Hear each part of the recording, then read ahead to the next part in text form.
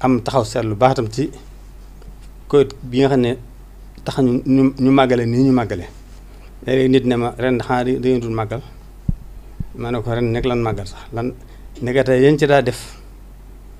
yiñ ci boole woon ci bokku ci Covid da leen ci génne waaye li ñuy tax màggal li ñuy dëgg màggal dañ jëleen ko def mooy jàng Alxuraan yu baree bari jàng xasida yu baree bari berne yu baree bari ci amul dara ci nit adduna yi kon ren ji mën na ne ren màggal gu mën daa def rek màggal gii moo ci gën a dëpp ak sunna waaye moo ci dàq itam nag moo ci ëpp noflaay ndax suñu bokki taalibe bi ak i bokk rek lañ ko saxal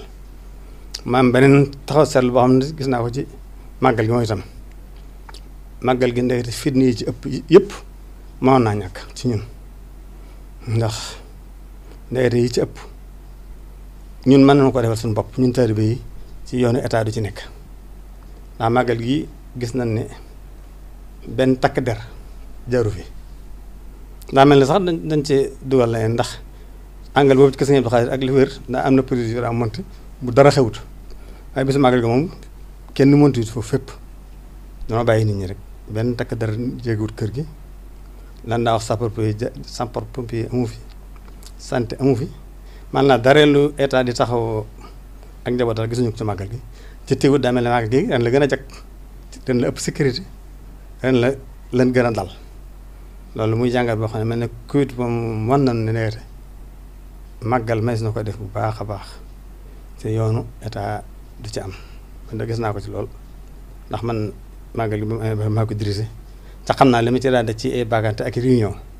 ci réunion yi te daanaka daa jur dara lu ma xam ren jii nag mosul amu ci benn réunion ba ni màggal gi jàlle ca jàll na ca anam gëm gën a rafete kon nag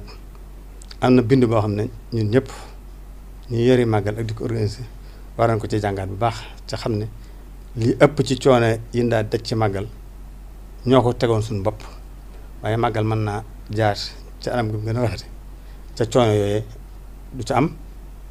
ndax yooyee du ci yàq dara ay fin coono rek la ci yokk kon nag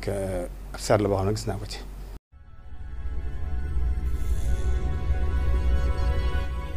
ahlan wa sahlan fi Nuurul Huda TV